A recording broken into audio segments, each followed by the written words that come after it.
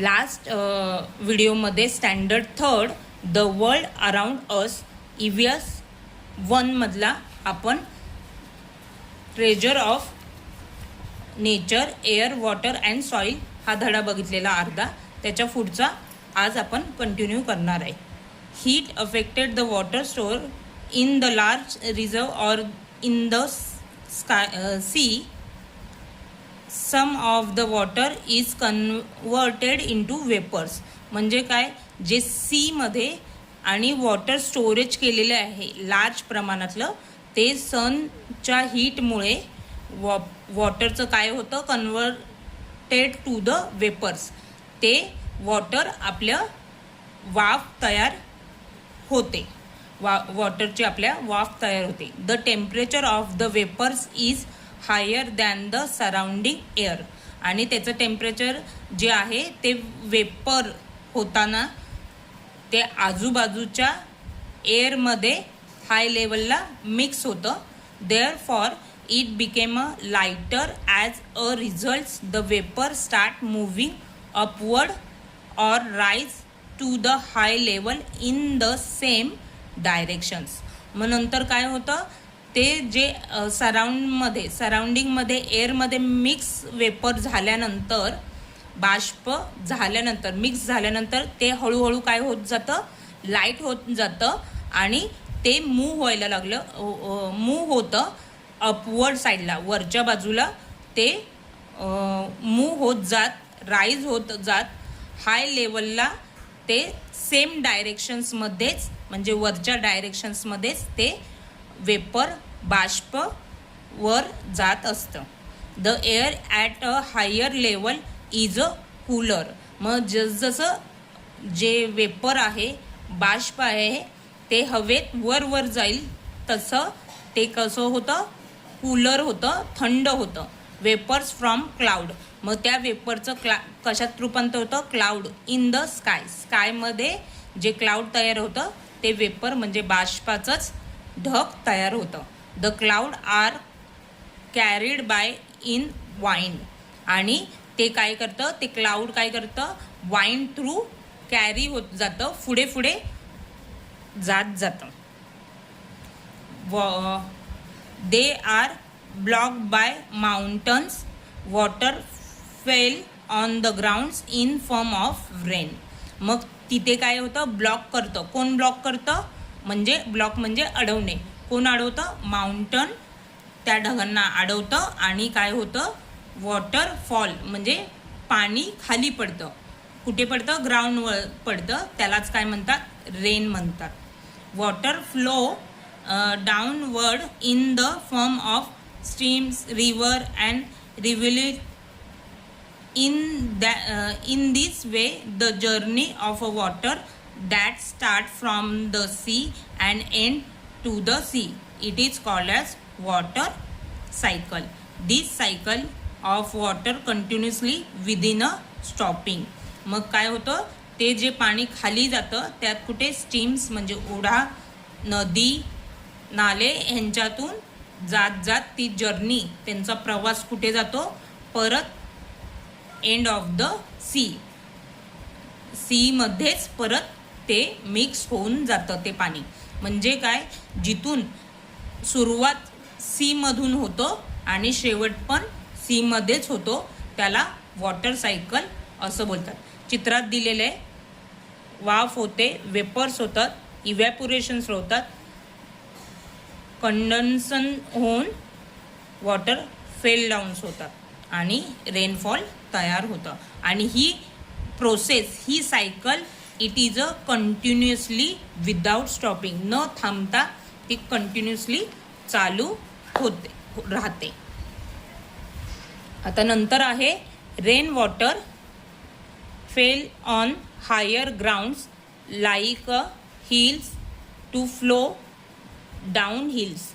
म्हणजे काय होतं, रेन वॉटर जेव्हा पाऊस पडतो, खाली पडतो, तेव्हा हाय ग्राउंड वरच्या हिल्सपासून फ्लो होत जात ते काय होतं, डाऊन टू द हिलच्या खालीपर्यंत वाहत जातं. मेनी स्ट्रीम्स, रिव्हिल अँड रिल्स आर फॉर्म्स. म्हणजे काय, ओढे, ओहळ, नदी, नाले ह्यांच्यात ते वाहत चालू होतं. These come together to form a river. आणि मग ते एकत्र कुठे जातात? रिव्हरमध्ये मिक्स होतात. It flow through hills, valley, plateaus and plains. मग फ्लोट होत कुठून कुठून? हिल्सवरून, दरी, पठार, मैदान ह्याच्यातून रिव्हरमध्ये येत राहतं. A lake is a confined and stable water body surrounding by land. Lake can be natural or manmade. Lake जे आहे, लेक म्हणजे नदी, तलाव, लेक म्हणजे तलाव इज लेक म्हणजे तलाव, ते काय होतं? स्टेबल, स्थिर होतं. Water body surrounding the land. लँडच्या आजूबाजूला वॉटर बॉडी जे आहे त्याच्या आजूबाजूला लँड तयार होतं, स्टेबल होतं. म्हणजे पाणी मध्ये असतं आणि आजूबाजूला लँड असतं आणि ते पाणी स्थिर म्हणजे शांत असतं आणि बंदिस्त म्हणजे लँडनी ते बांधलं जातं. ते त्याला काय म्हणतात? लेक म्हणतात, म्हणजे तलाव बोलतात. मग तलाव नॅचरल पण तयार होतं आणि माणसाने पण तयार केलेले आहे. Rain water percolate into the grounds. It zip deep into the soil and Roxx on the grounds. मग रेन वॉटर काय होतं? ग्राउंडमध्ये पर्क्युलेट म्हणजे मुरतं, झिरपतं आणि ते कुठे कुठे जातं? इनटू द सॉइल आणि रॉकमधून ते परत ग्राउंडला येतं. दिस झिप वॉटर केम आउट. जे झिरपलेले आतमध्ये पाणी मुरलेले जे पाणी होतं ते काय होतं? Come out on the ground. परत ते काय होतं? बाहेर येतं ग्राउंडवर. At the place and is called as spring. आणि त्यालाच काय म्हणतात? स्प्रिंग म्हणजे झरा बोलला जातो. The following waters of a river is stop by building a wall which is called as weiring and dam. म्हणजे जे फ्लोटिंग वॉटर जे आहे रिव्हरचं, फ्लोटिंग वॉटर ते स्टॉप होत नाही, थांबत नाही, म्हणून त्याच्यासाठी काय करायला लागतं? Build a wall. एक अशी भिंत बांधायला लागते. मग जे नदीचं पाणी आहे ते अडवलं जातं आणि आपल्याला वर्षभर त्याचा वापर होतो. नाहीतर काय होणार? नदीचं पाणी अडवलं नाही तर ते कुठे जाणार? सीमध्ये, समुद्रात जातं आणि मग त्या पाण्याचा आपल्याला उपयोग होत नाही. मग त्यालाच काय म्हणतात? डॅम म्हणजे धरण आणि बंधारे म्हटलं जातं. Some of the rain water seeps into the grounds. A well is dug to extract this water. This water is also extracted using a hand pump or a tap well. म्हणजे काय होतं? जे पाणी सीप केलेलं असतं, झिरपलेलं असतं ग्राउंडच्या खाली, त्याच्यात जर आपण वेल म्हणजे विहीर खोदली तर काय होतं? आपल्याला विहिरी थ्रू पाणी मिळतं. नाहीतर जे झिरपलेले पाणी, सीप केलेले पाणी हँडपंप आणि टॅप वेल म्हणजे पाईप टाकून जी विहीर तयार करतात, कूपनलिका म्हणतात त्याला, टॅप वेलला, ते आणि हँडपंपने आपण ते ग्राउंडचं सीप झालेलं पाणी आपण यूज करू शकतो. Streams, springs, lakes and rivers, lakes and rivers are natural resource of water. हे सगळं काय आहे? नॅचरल रिसोर्स आहे, नॅचरल साधने आहे वॉटर स्टोअर करण्यासाठी. आता ह्याच्यात दाखवलं आहे traditional method and modern method. Traditional म्हणजे पूर्वीच्या काळात अशा पद्धतीने वॉटर आपण स्टोअर करत होते आणि इथे मॉडर्न पद्धती म्हणजे अशा पद्धतीने आपण जास्तीत जास्त पाणी स्टोअर करतो. Is there a streams, lake, dam or river near your village or city? Find out and name and write down the information. त्याच्याबद्दल माहिती द्यायची, कुठे ओढे, तलाव, धरणे, नदी आहेत ते, आणि त्यांची माहिती लिहायची. Water is percolate gifts, we store it is ensure it is availability. In city people get water from a tap in their house, while the village people must collect water from labs, streams, well, tap well and rivers to store it at home.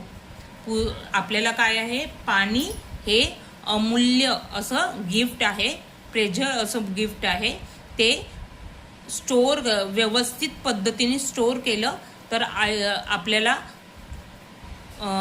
Water rainfall yes तोपर्यंत आपल्याला ते पाणी use होतं. अशा पद्धतीने ते व्यवस्थित store केलं पाहिजे. आणि सिटीमध्ये काय होतं, वॉटर हे आपल्या टॅबमधून आपल्या घरी येतं, आणि विलेजमध्ये काय होतं की ते वॉटर नदी, ओढे, विहीर, कूपननलिका, नदी ह्यांच्यातून, तलाव यांच्यातून आपल्याला काय होतं, पाणी घरी मिळतं. In recent period, the tap water facility have been made available in a village too. आणि आत्ता सध्या विलेजमध्ये पण काय होतं, टॅप वॉटर म्हणजे नळाचं पाणी आपल्या घरात विलेजमध्ये पण येतं. Water is store using various method of village and city in our area. Those are natural or man-made source of a water storage. आपल्याला वॉटर हे खूप महत्त्वाचे आहे, आणि ते वर्षभर वॉटर रेनफॉल येत नाही तोपर्यंत आपल्याला वॉटर काय करायला लागतं, स्टोर करायला लागतं. त्यासाठी ही मेथड विलेज आणि सिटीमध्ये खूप पद्धतीने वापरली जाते.